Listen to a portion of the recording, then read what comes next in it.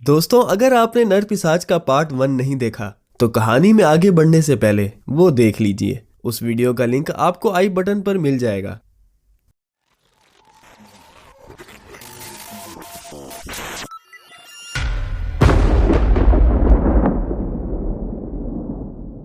उस घटना को घटे 1 हफ्ता हो चुका था जब रोहन के माता पिता ने उस रात अपने एक लौते बेटे को खो दिया था।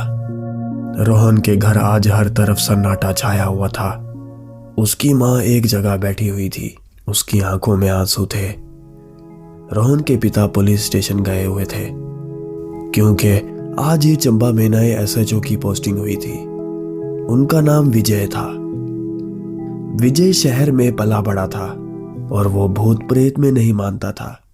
रोहन के पिता जब विजय को सब बता रहे थे तो विजय ने उन्हें बीच में ही टोक दिया और बोला, अरे बाबूजी, आज भी आप सब लोग इन बातों में मानते हो?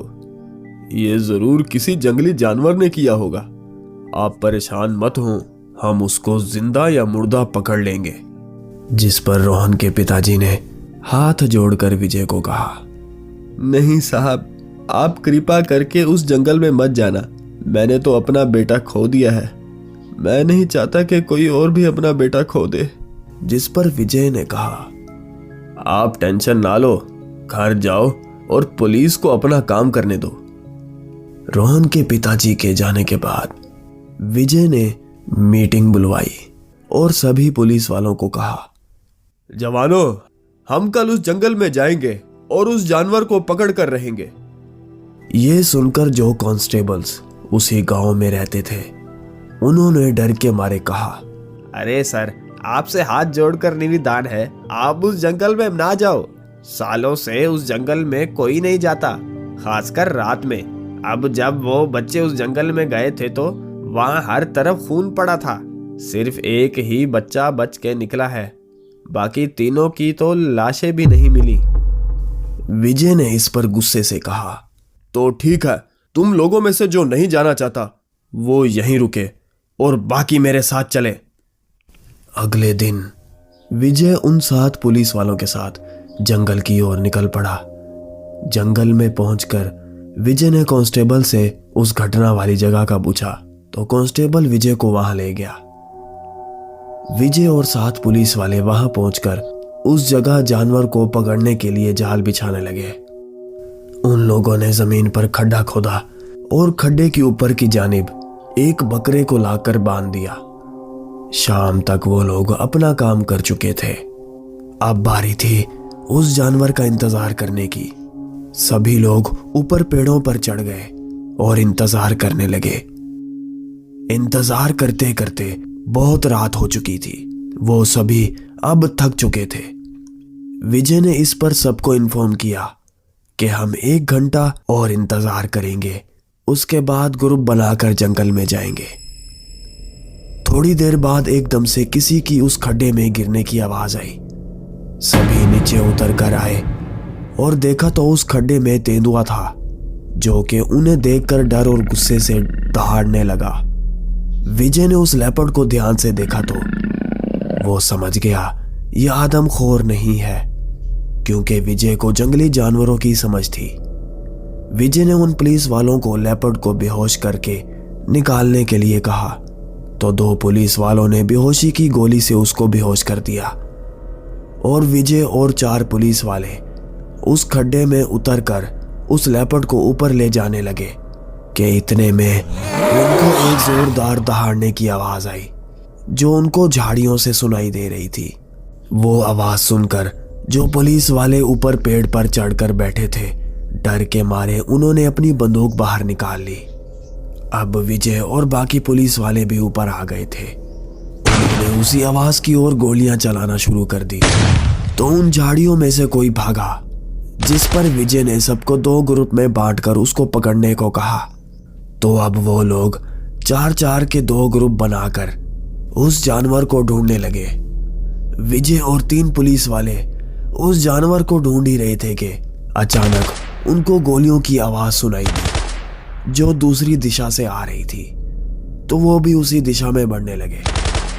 अचानक आगे बढ़ते बढ़ते गोलियों की आवाज अब चीखों की आवाज में बदल गई। विजय जल्दी से वहां पहुंचा तो वहां का नजारा देखकर विजय के पूरे शरीर में पसीना बहने लगा। वहां 3 पुलिस वालों की लाशें कटी फटी पड़ी थी और एक पुलिस वाले की गर्दन पर वो नरपिशाच अपने दांत गड़ाकर उसकी गर्दन को अलग कर दिया और अब वो अपनी लाल आंखों से विजय और बाकी पुलिस वालों की तरफ बढ़ने लगा। उसका मुंह खून से रंगा हुआ था। विजय ने खुद को संभाला और उस पर गोलियां चलाना शुरू कर दी। वो नरपिशाच दहाड़ता हुआ जंगल में भाग गया। विजय भी उसकी ओर भागा, जिस पर बाकी बचे पुलिस वालों को उसी ओर भागना पड़ा।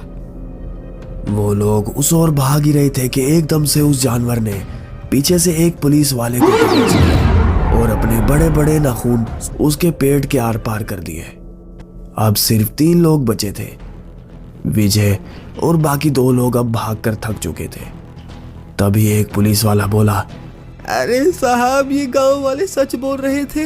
आपने देखा वो कोई जानवर नहीं, वो कुछ और ही था, जो ना इंसान और ना जानवर। साहब यहां से निकलते हैं, हम सिर्फ 3 लोग बचे हैं। विजय ने गुस्से से कहा, तुम लोग निकलो यहां से, मैं अपने लोगों का बदला लूंगा और वो जो भी है उसको मारकर यहां से जाऊंगा। जिस पर दूसरे पुलिस वाले ने कहा, साहब 3 लोग उसका कुछ नहीं बिगाड़ पाएंगे। अभी यहां से चलते हैं, कल पूरी फोर्स के साथ आएंगे। विजय अब अंदर से यह मान चुका था और वो लोग धीरे धीरे वापस चलने लगे। वो अभी थोड़ा और आगे बढ़े ही थे कि उनको उस नरपिशाच की दहाड़ने की आवाज आई। वो सुनकर वो लोग समझ गए कि वो उन्हीं की ओर आ रहा है। वो लोग जल्दी से वहां से भागने लगे। इतने में उन्हें आग की रोशनी दिखने लगी तो उन्होंने देखा कि रोहन के पापा और गांव वालों के साथ वो 3 कांस्टेबल भी आ गए थे। रोहन के पिताजी ने विजय से कहा, साहब चलो यहां से, आप उसका कुछ नहीं बिगाड़ सकते। मैं अपना बेटा खो चुका हूं, बहुत से लोग अपनी जान गंवा बैठे हैं। विजय भी समझ चुका था और वो लोग वहां से निकल रहे थे कि उस नरपिशाच की आवाज उनके बहुत पास आ गई थी। विजय को एक आइडिया आया। उसने मशाल ली और आसपास के पेड़ों में आग लगा दी। आग देखकर वो जानवर वहां से भागने लगा। विजय अब समझ चुका था कि उस जानवर की अब क्या कमजोरी है। उसने सभी गांव वालों को मशाल जलाने को कहा और अब सब लोग आग लेकर उस जानवर की ओर बढ़ने लगे। वो लोग उस जानवर के पीछे भागते भागते एक गुफा के बाहर आ गए। सब समझ चुके थे कि वो जानवर यही रहता है। उन सभी लोगों ने मिलकर उस पूरी गुफा में आग लगा दी। कुछ ही देर बाद उस जानवर की दर्द भरी चीखें सुनाई दी। विजय और रोहन के पिता ने जब थोड़ा अंदर जाकर देखा तो वो जानवर बुरी तरह जल रहा था और अंदर कुछ लाशें भी थी। रोहन के पिता ने वहां रोहन की आधी लाश भी देखी जो कि आग से जल रही थी।